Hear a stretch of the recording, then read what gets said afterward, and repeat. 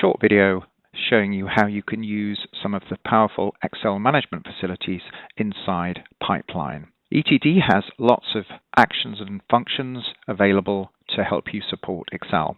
Excel's files are used extensively to support testing. I think most organizations will have a number of different assets stored inside Excel. So you can quickly automate the management of your Excel sheets. You can also populate found and allocated data. So in other words, auto-populate your data-driven, automated and manual test spreadsheets. You can maintain your legacy processes while you're gradually phasing out Excel, while moving to more integrated solutions. And you can automate any Excel updates currently populated by hand, invoke the updates on demand, or triggered by any changes in your landscape. So let's have a look. So within the ETD RPA pipeline, we have many actions and activities that are available to support your manipulation, management, creation, and updating of Excel spreadsheets. So the first thing we're going to do is create a little starter spreadsheet, and there's 3 sheets that we want to be populating. And what we're going to do is create a little pipeline which is going to fill those up with the data from various different sources. So if we're going to have a look at our pipeline, what we've got here is first thing we're going to do is do a little bit of combinatorial testing and just create some variations of parameters.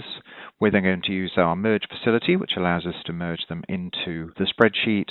We're then going to extract a summary of the data in my development environment. Again, we're going to merge it. And finally, we're going to pull out a list of the allocated data. So these are the keys that have been allocated to specific testers for specific test cases. And once again, we're going to merge it. So all we have to do is click on Run. Now you could run this using an API, you could schedule it, or you could run it through the portal. This will fire off the job. It'll quickly run through in the ID on the right-hand side. It's finished. And then we're going to have a look at the output. And you can see here, we've got our parameter combinations.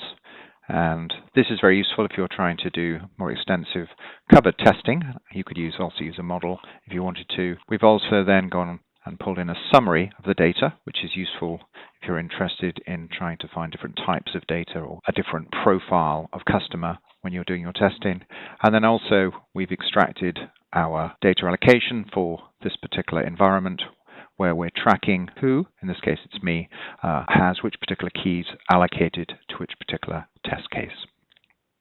So that's how you can use it. There's a quote from one of our users. We use a lot of spreadsheets. We were able to use ETD to keep these up to date with correctly allocated data in a very dynamic testing environment.